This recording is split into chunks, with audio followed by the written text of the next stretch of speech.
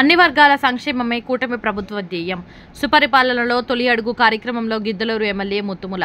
రాచర్ల మండలంలోని జేపీ చెరువు, అనంపల్లె, గౌతవరం గ్రామాల్లో విశేష స్పందన.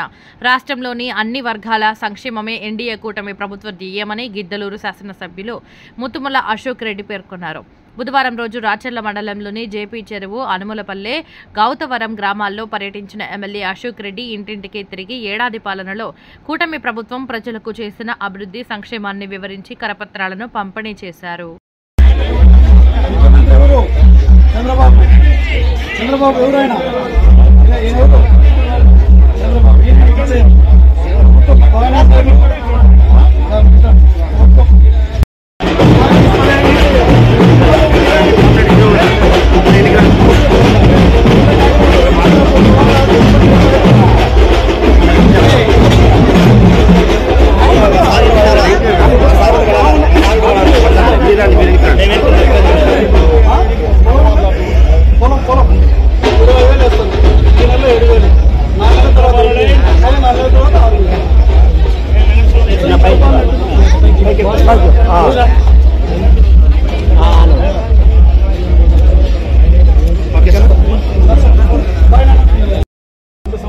ఉద్యోగం రాకుండా ఇంట్లో ఉంటే